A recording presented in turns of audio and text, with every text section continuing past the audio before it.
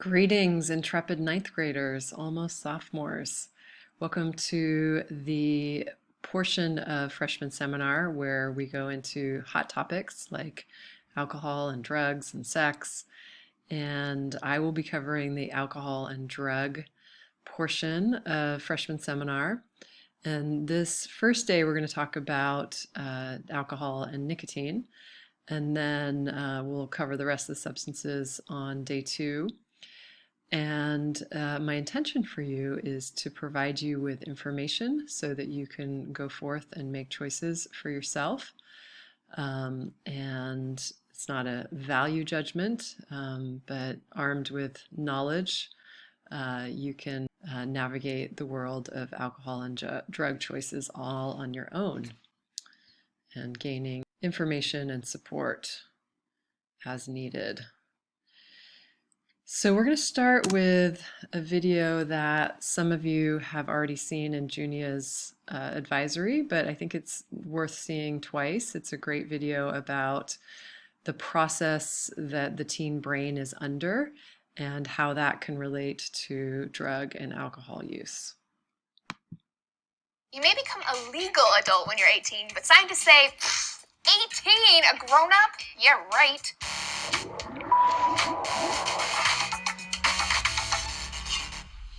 Hey everyone, Lacey Green here for D News. Question, when does someone grow up? It's a philosophical question. It could have to do with the life experiences someone has and the wisdom they gain from those experiences. It's also a scientific question. Being a grown-up is related to how mature you are, or more specifically, how developed your brain is. For years, scientists have known that the human brain is not fully developed until around the age of 25.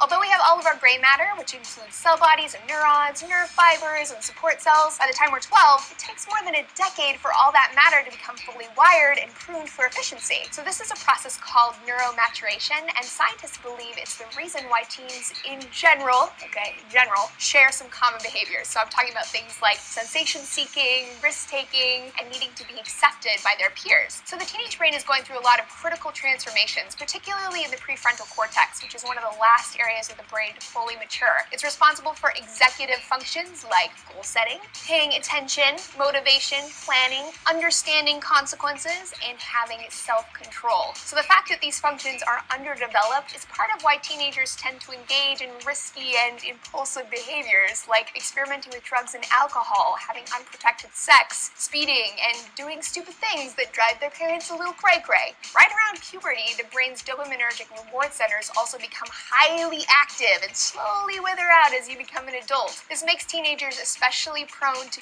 peer pressure. The reward centers are super sensitive to social approval or disapproval. One study found that a 20-year-old was 50% more likely than a fully grown adult to do something risky if two peers were watching. Scientists have also found that brain circuitry responsible for emotional responses are changing, making teens more responsive to emotionally loaded situations than both children and adults. So teenagers might seem like they're being really dramatic with their emotions, but the reality is they're experiencing them very intensely. They're also experiencing a lot of feelings for the first time, which can exaggerate their intensity further. Intellectually speaking, the capacity to learn will never be as high as it is when you're a teenager, and their intellectual power and ability to do mental tasks is already right up there with adults. So I think there's a tendency for grown-ups to become impatient and dismiss teens as stupid, immature, and incapable, but it helps to remember that teens are undergoing a lot of neurodevelopment. It's all a part of the natural process where a human moves from dependence on caregivers to an independent, fully functional adult, which is obviously a really important time, and in my opinion, is well deserving of a little extra love and patience. Thanks for joining me for D News. Now you have the scientific end, but I want to know philosophically, what do you think makes someone a grown-up? Share your insights down below, and we'll see you next time. So let's move on to talking about alcohol. Marin County is in a unique position in relationship to alcohol. And growing up here, you might be exposed to more alcohol use than in other places in the state or the country. Consistently, Marin shows up as one of the highest uses of alcohol in the country. It has consistently been the highest in the state, especially for binge drinking. In 2018, there was a teen survey that was conducted, and almost 50% of teenagers reported consuming alcohol. And most of those, high schoolers in particular, most of those being binge drinkers. Binge drinking is especially prevalent with girls. Guys also do it, but especially recently, there's been more of a tendency towards marijuana use for guys, and we'll talk about that another time. And these are generalizations. Of course, there's crossovers. Um, but so there's a lot, and then among adults as well. I think it was almost 25% of adults reporting binge drinking in Marin County. Actually, why do people drink? Part of it is what I was just saying about, the modeling that's happening with adults around you. If alcohol is linked to social experiences or fun consistently, then that is modeled. Um, People also drink because it takes away their inhibitions. So, feeling like, if you're a shy person or you're feeling, otherwise inhibited, then drinking can feel like it loosens you up or take away those inhibitions. It's technically a depressant on your nervous system. So it can seem like it's relieving stress by changing the balance of chemicals in your brain, especially on dopamine. It's not actually relieving the stress, though, of course, so you still have to face whatever stresses that you had before you're drinking after it. And then people also drink for peer or social pressure. The effects of alcohol on the brain and the body. Alcohol in particular actually affects a lot of the brain and the body. It has kind of a blunt effect on the whole system, many systems in the human body. It's particularly toxic when you drink excessively on the liver and other organs. It can exacerbate mental health issues. It slows responses, reflexes, muddles thinking, affects our balance. Thus, the tried and true test of police officers when they suspect someone's been drinking to have them walk in a straight line, which can be challenging for someone who's been drinking. And then, obviously some people get addicted. So you get in the habit of drinking, you become dependent on it, in whether it's psychologically or physically. There is a physical addictive component to alcohol. And then what starts to happen when you become dependent on a substance, it's affecting the neurotransmitters in your brain, and the alcohol creates more of the receptors for those neurotransmitters, and then you need more of the substance in order to get back to the feelings that you initially had with the substance. This is true for, any substance that's kind of hacking into our brain chemistry. And then you not only need more of it, so your tolerance builds up, but the effects are not as good. So you need more and it doesn't feel as good. You can have impaired memory from drinking, and then reckless decision making. And then, because teens are still developing their prefrontal cortex, it can contribute to behavioral issues like unsafe sex, deciding to do other drugs while you're drunk, getting into fights, or driving. Why is drinking and driving illegal? Basically, back to how it impairs our responses and our thinking. And for people who are under 21, there's a different threshold for the blood alcohol level in your system that makes it illegal to drink and drive. It's very, very low. That threshold, it's 0.01% blood alcohol level. So if you're caught with basically any alcohol in your system at all when you're under 21 and driving, then you get the severe consequences that come along with a DUI. For over 21, it's 0.08, so it's a little higher. And why is the legal drinking age 21? There are definitely areas of the world where it's different, it's younger. and we're going to watch a video that talks about the effects on the teen brain. But there are reduced highway fatalities statistically when you have a higher legal drinking age, and apparently also staying in school. People, if the drinking age is higher, then it affects the school graduation statistics. What is binging or binge drinking? It's drinking a lot of alcohol in a short amount of time. So it's going for the more intense effects of drinking in a short amount of time. That can lead to alcohol poisoning and lots of other health problems.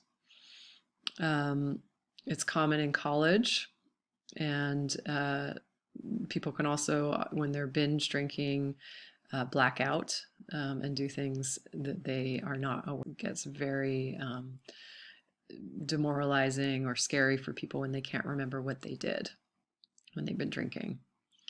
So let's watch this video.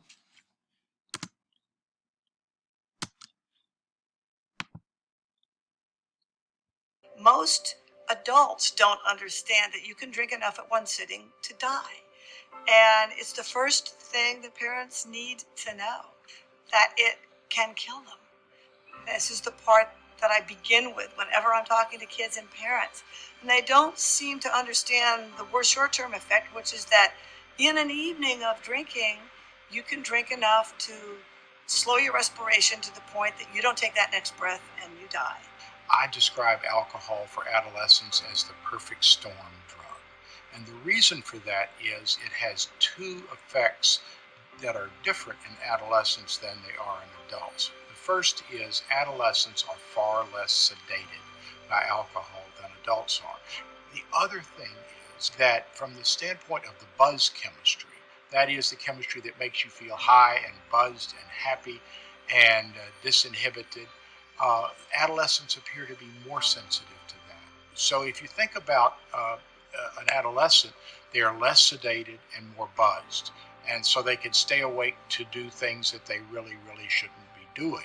So one way to think about the brain and development of the brain is that there's a go part of the brain that wants you to take risks, experience new things. But then there's a let's wait and see part of the brain. That's our prefrontal cortex. So the prefrontal cortex is the part of the brain where we have decision making, we have what's called executive control, and it helps us to make good decisions. It's there in adolescence. It's just not quite as fast and as strong as it's going to be when their brain is fully developed. And so they're more likely to succumb to impulses, to take risky behaviors, and to perhaps make bad decisions. Probably the critical phase of brain development most people don't appreciate occurs during adolescence. So between the ages probably of 12 and 22, your brain is still very actively developing. Most people think you're done when you're 15, 16, and it's just not true. It takes probably 25 years to mature. Now, one of the most interesting things about the teenage brain is that it really is wired to accomplish what evolution has really driven us to do, which is to grow up and then separate from our tribe, separate from our family. To do that, they have to be able to encounter scary things and be brave. They have to take risks. So the brain during the time of adolescence is actually wired to take risks, to be brave. So it's a normal part of development, but that also presents the opportunity for risk when they're confronted with things like drugs. So I think it's really important for both adolescents and adults to realize that that kids just don't have the inherent brain power to do what they need to do to be completely responsible in every circumstance, and then to impair that even more with alcohol is particularly problematic. The earlier a young person starts to use alcohol, the more likely they are to become dependent on it and then addicted to it. So the earlier you start, the more likely you are to be addicted. It's because the brain as a teenager, especially in the very youngest years, is so wired for learning. The chemistry is different than you and I have as adults. It's very geared up to learning and can learn literally to fall in love with the drug. I've even had people say, I just fell in love with alcohol the first time I used it. And once you're in the position of falling in love with the drug, you're well on your way to addiction. All right. So a couple things I want to just say about that video. The last thought there, that teens are more susceptible to addiction because there's just more, you just have more neurons than adults. You have more receptors. So you feel everything more intensely, including the effects of a substance. And then the other thing is about risk taking. I know we've heard in both videos that it's really normal behavior that teens to have risk taking behavior, and that is not true. That is actually becoming increasingly less true in general for teens. There's less risks being taken, so it might not fit for you. But when it comes to alcohol, there's the kind of impulsive risk taking element, but there's also just the part where alcohol numbs or anesthetizes our pain or discomfort. So that is also a vulnerability when it comes to alcohol use. So let's move on to tobacco and nicotine. Tobacco is the actual plant that contains nicotine. It is used in cigarettes and other tobacco products. It contains up to 4,000 chemicals, including the additives that are often put into tobacco products, and at least 70 of those are known as carcinogens or cancer-causing substances. And so we'll talk a little bit about the negative effects of that in a minute. But then how is nicotine different? What is nicotine? Nicotine is the actual psychoactive and addictive substance in tobacco. The chemical, it is used in e-cigarettes now. It's kind of isolated and used in e-cigarettes. It is highly addictive. It was developed, nicotine has been used, and it's developed in laboratories as well as naturally occurring in tobacco, and used as a pesticide. It's widely used as a pesticide. It is also one of the most commonly abused drugs, nicotine. People say that it is actually more addictive than heroin. The effects are not as intense, but it is really hard to quit once that you have become dependent on it. So smoking cigarettes is bad for you, and most people, most teens and people in general are aware of the negative effects of smoking cigarettes. But obviously there's the carcinogenic, it really increases your likelihood of cancer, lung cancer, throat cancer, mouth cancer. They're associated with it, but also damages the little air sacs in your lungs, the smoke, and all those chemicals. Is just not good for your respiration and can lead to also respiratory diseases. Is vaping better? We don't know. There's not a lot of research on the effects of e-cigarette, also known as vaping.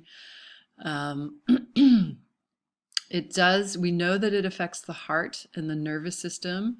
It is combined with other chemicals. There was a lot of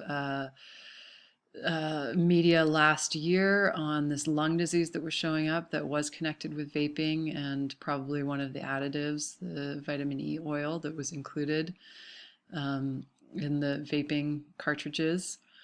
So it's really an unknown. It's an experiment, and it's not very well regulated at this point. So let's learn a little bit more about e-cigarettes because they are on the increase, especially with teens. The first patent for an e-cigarette was actually developed in 1930. It was never actually produced at that point, but so e-cigarettes have been around for a long time, 90 years. They were produced in the 1960s, and then by the early 2000s, they were being mass produced in China and distributed around the world. So they've been around actually for quite a while.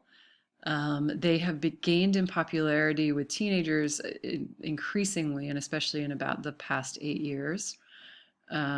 In the past 8 years, among teens, they have the usage has increased 1,800%.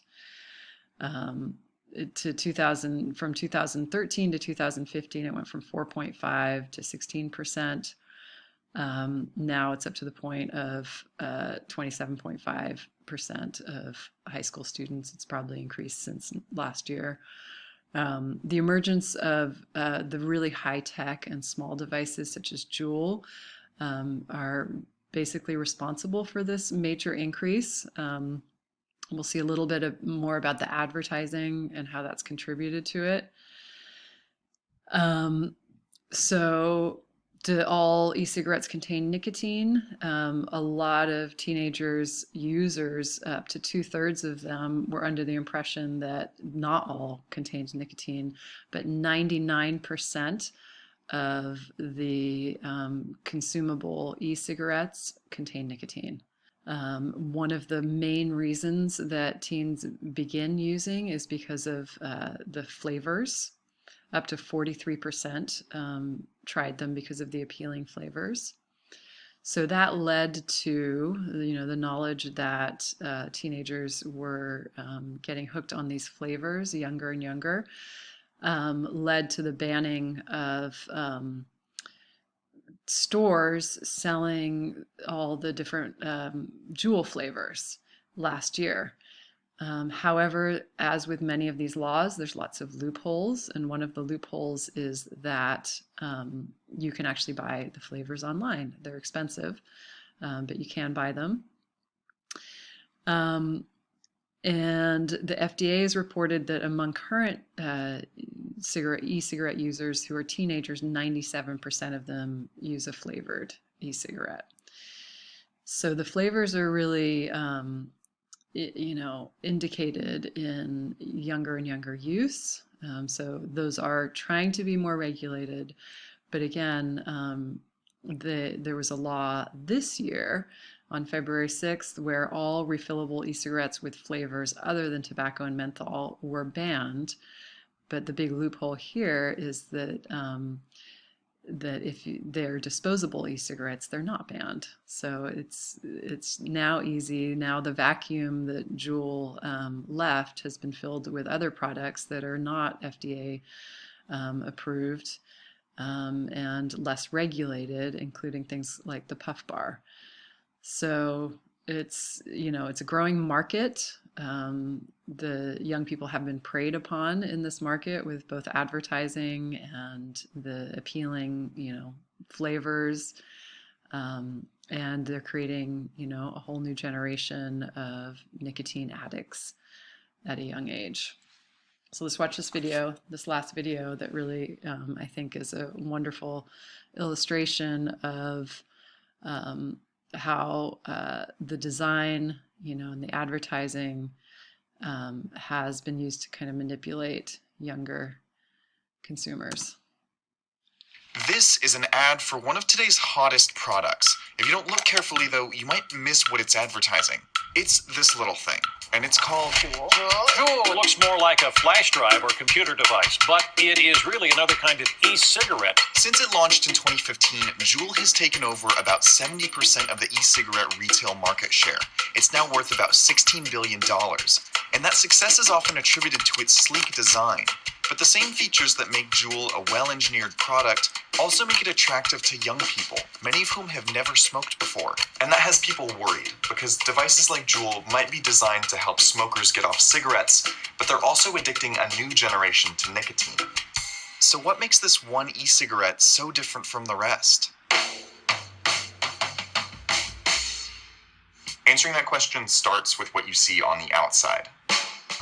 Juul is an e-cigarette, but it really doesn't look like one. It looks like a tech product, and it's tiny. That allows smokers to get a nicotine fix without having to worry about social stigma, but also allows young users to consume nicotine inconspicuously without having to worry about who sees them. Going to school, having this in your pocket is a lot better than having like like something this big that looks kind of like a lightsaber. You know, you could kind of jewel anywhere in discreetness. That discreetness is a big shift for e-cigarettes. Since the first patent in 1930, designs haven't been very subtle.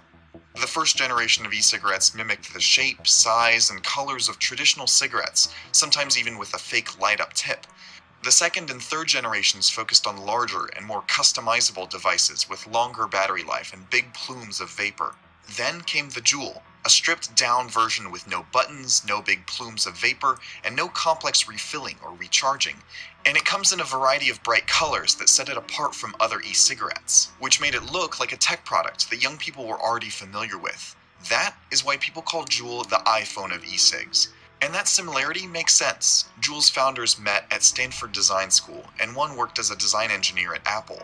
They created the first e-cigarette that looked more like a cool gadget and less like a drug delivery device. This wasn't smoking or vaping. It was juuling.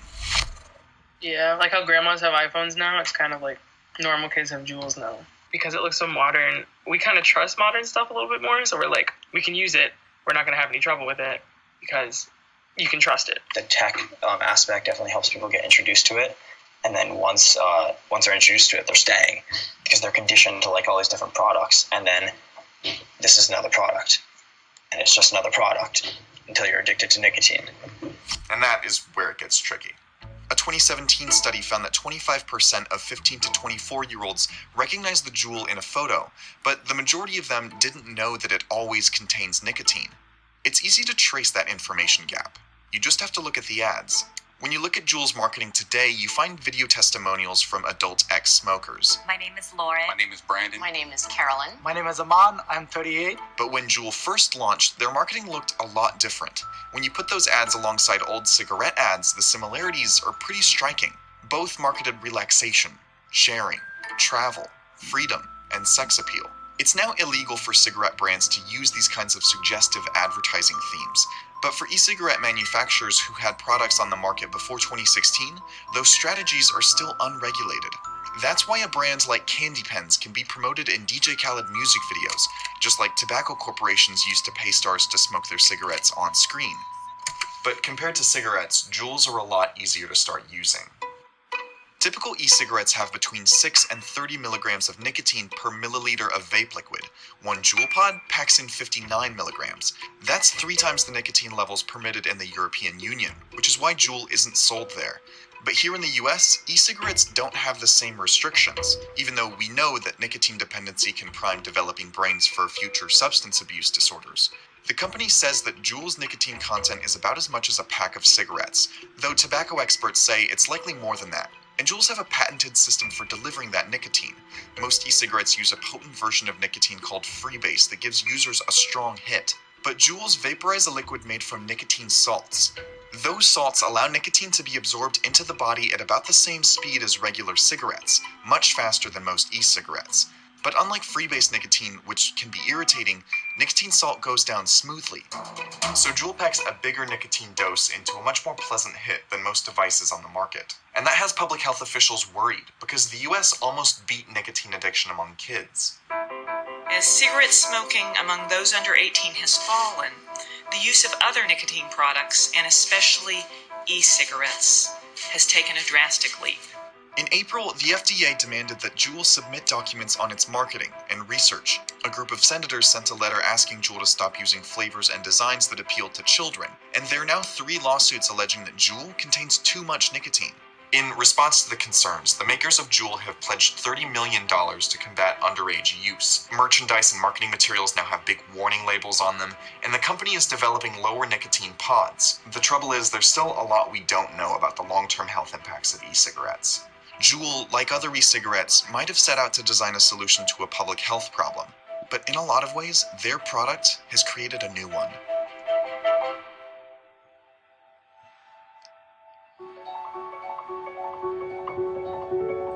So there we are. There's the information, the scoop on e-cigarette usage, and you hopefully can make some informed decisions about it, because I'm sure you will be or already have been exposed around you who have used or are using.